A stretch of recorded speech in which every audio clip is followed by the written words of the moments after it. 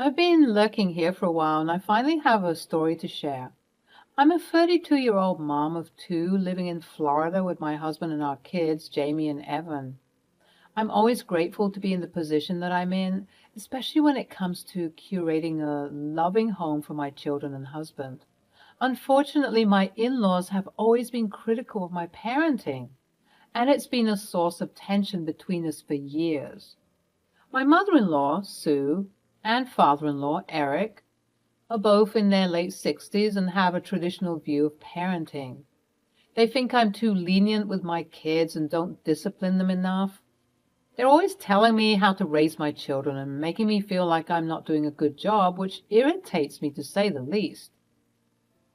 You're letting the kids eat that much sugar? They'll have all their teeth falling out before mine do at this rate. It's just a Capri Sun, guys. Sure, for now. And then you'll be letting them put 10 tablespoons of sugar in their cereal or something. And now your kids are all going to be strung out and hyper and crazy. I really feel like you should implement some more vegetables in their diet. They eat plenty of vegetables. Well, maybe they don't eat enough. Look at how malnourished they look. They're fine, Mom. Don't mind them, Ronnie. Except I did mind. I didn't appreciate these people coming into my house and telling me how to raise my children. It was unfair and frankly a bit rude.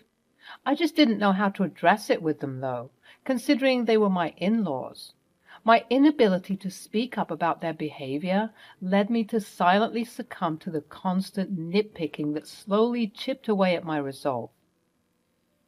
I felt myself getting crazier and crazier by the day. Sometimes these people would call me out of the blue just to remind me of how bad I was doing as a mother. I would obviously complain to my husband, who understood my situation, but also felt quite helpless because, after all, they were his parents.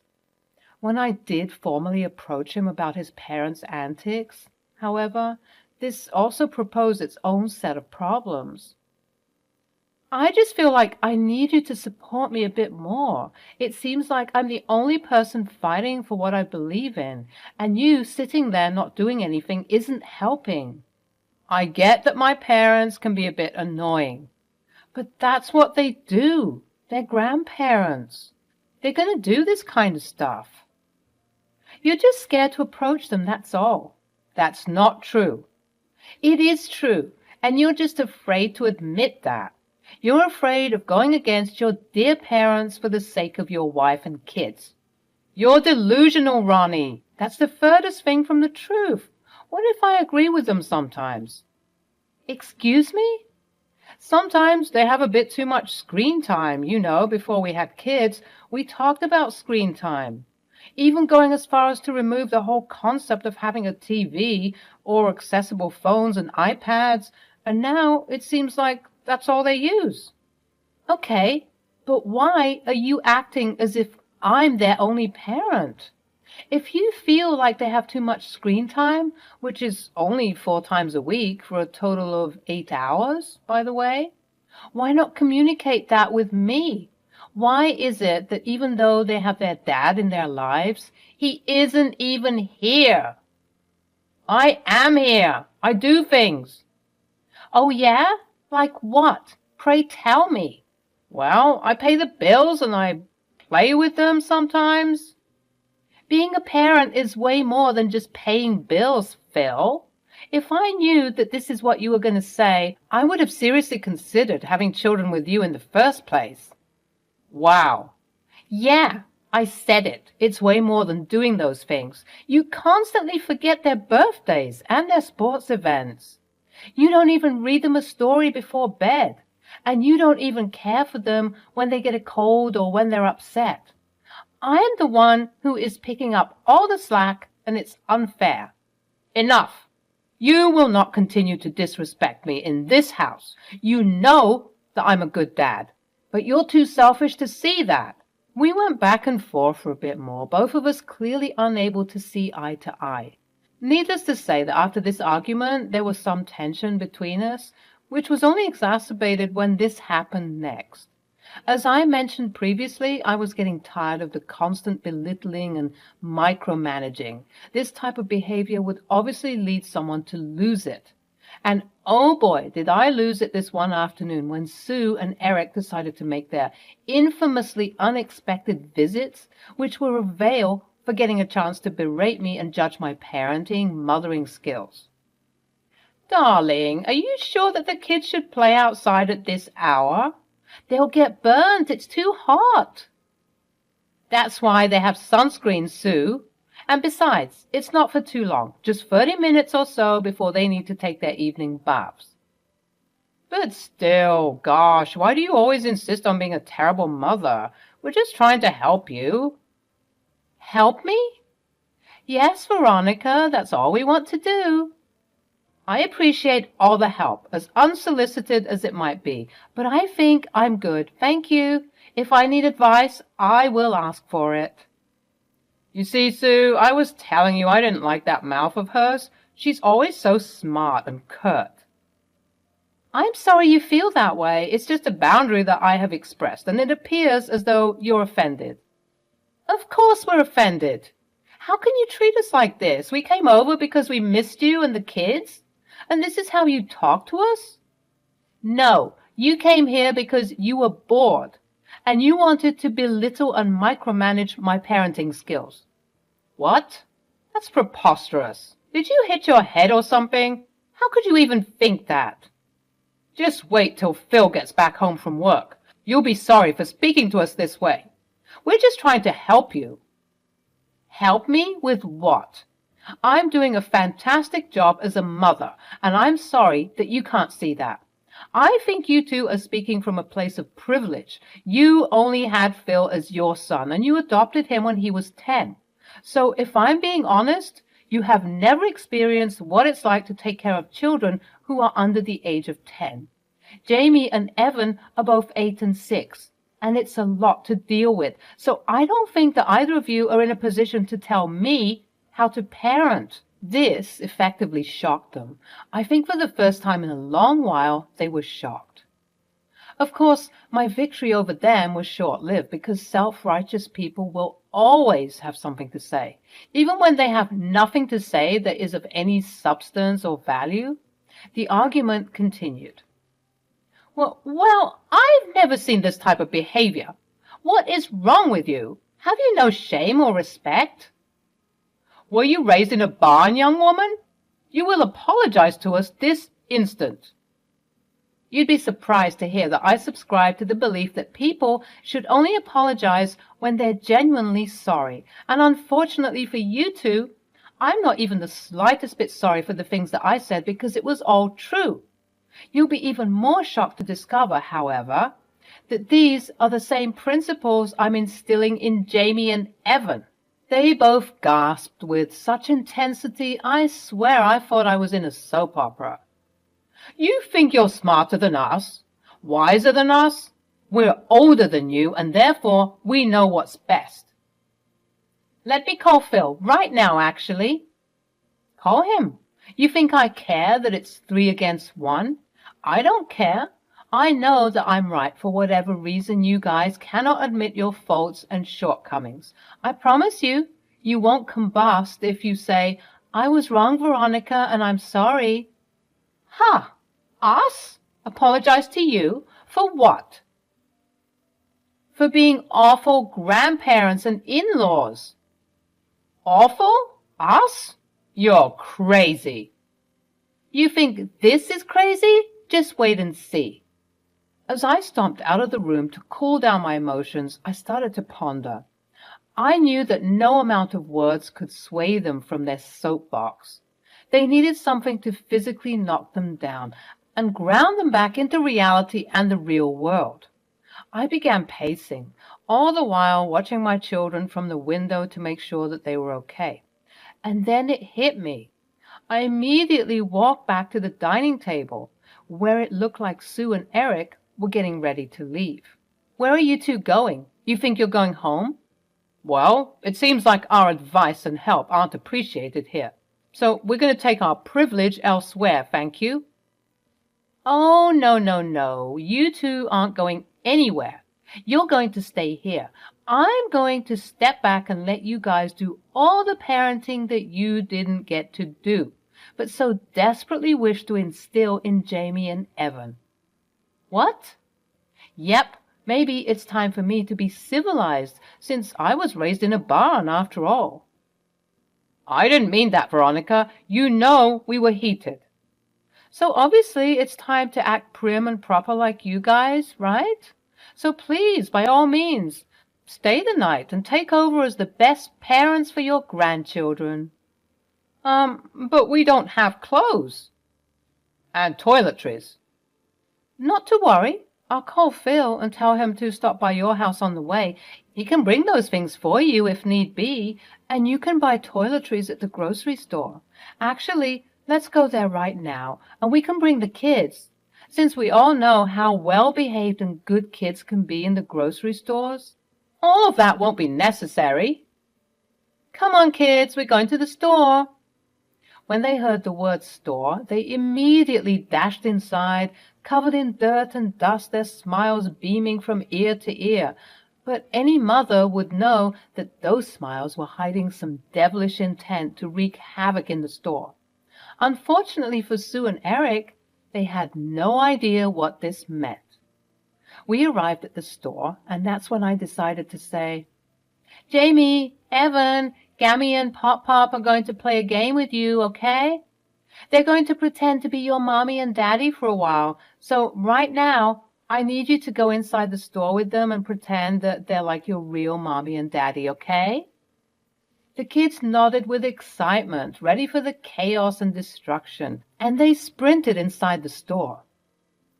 Are you sure about this? Oh, I'm positive. Go ahead and pick out what needs to be picked out.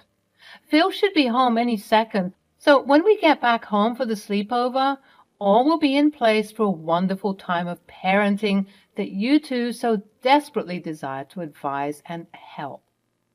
Okay, whatever.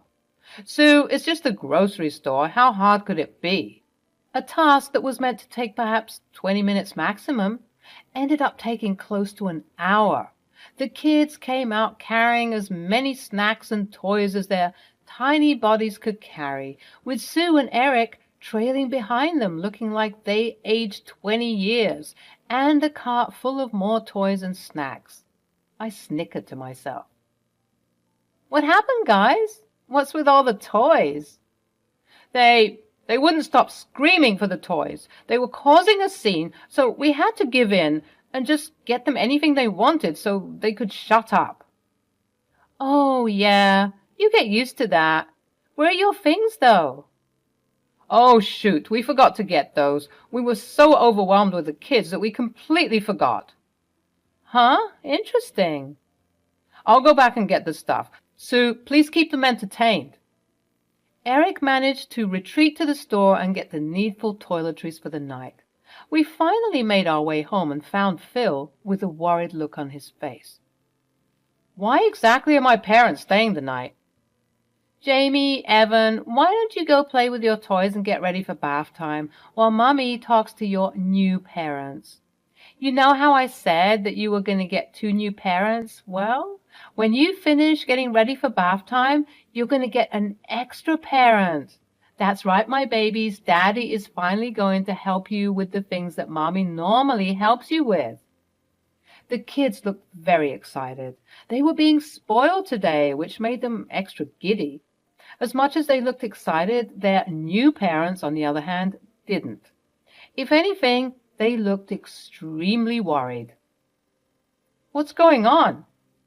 Well, Phil, if you really must know, I've decided to hand over the title of present and loving parent to you 3. For the next 24 hours, you people will prove to me that you are indeed the better parents. If you manage to succeed, then I will heed all of your advice from now on. No questions asked. I'll also make sure to cater to your every whim and will pamper you at least once a week upon request. Again, no questions asked. Huh. Being pampered whenever I want? You're on. Wait, Phil, let's talk about this for a minute, please. Oh, come on, Sue. Are you still reeling from the store earlier? It's okay. That was just a fluke. Yes, just a fluke. We got this. I mean, it's 3 against 1. We're obviously going to succeed. Glad to hear that you're excited about the challenge, but I want you to know if you fail, you 3 would have to be pampering and spoiling me, as well as shutting the hell up about my parenting. Deal? Deal. Deal. Deal. This is going to be so easy. Except it wasn't easy. It was the exact opposite of easy. It took less than 10 minutes for me to hear Sue and Eric screaming as they were being terrorized by Jamie and Evan. They were laughing manically as their grandparents were bumbling upstairs, failing to help them with their bath time. Phil tried to step in and managed to do a decent job, if you think that decent is just wiping them down with myriads of baby wipes and haphazardly putting them in their pajamas. There, we're all done with your task. Can we rest now? Oh, no, baby. Your job as a present parent has just begun. Now, you got to keep them entertained, preferably with some educational content while you make their dinner. Then you got to feed them. Afterward, you got to help them with their homework and school assignments. Afterwards, you have to play with them and then put them to bed, but not before reading to them their favorite bedtime stories. And once all that is done, I will tell you what happens in the morning for their morning routine. What? There's more? Oh, so much more. You haven't even spent the day with them. You'll be in for a treat, I'm sure. Easy. We'll just break up the tasks. I'll prepare the dinner for them. Sue, you help with school assignments, and Phil, you play with them and put them to bed with the bedtime story. We got this, guys. Well, they didn't, I'll tell you that. Eric thought it would be smart to serve them a fancy dinner full of flavors that weren't part of their developing palates yet. I mean, who gives kids olives and feta cheese in a garden salad? To no one's surprise, except Eric, of course, the kids did not like it one bit, making sure to make their disgust and disinterest shown with a good old temper tantrum. Jamie, being the older one, simply refused to eat, whilst Evan, being a toddler still, obviously had a meltdown.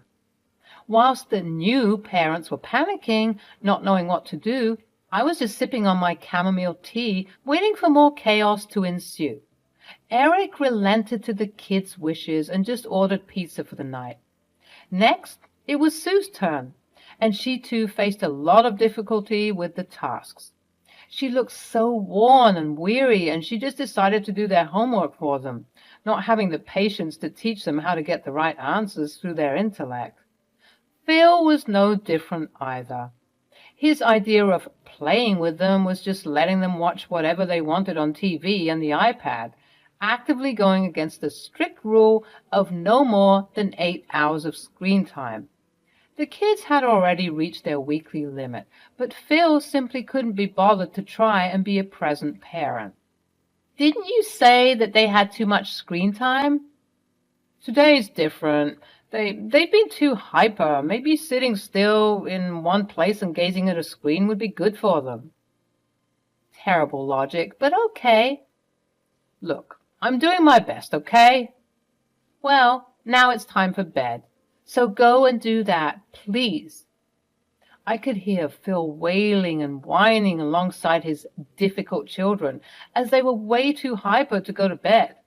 It took him 3 hours to finally put them down, and when he was done, I noticed that he just came straight to our bedroom and flopped on the bed. Phil, Sue, and Eric had no idea what was about to hit them in the morning. My kids are early birds, meaning by 6 a.m. they're up.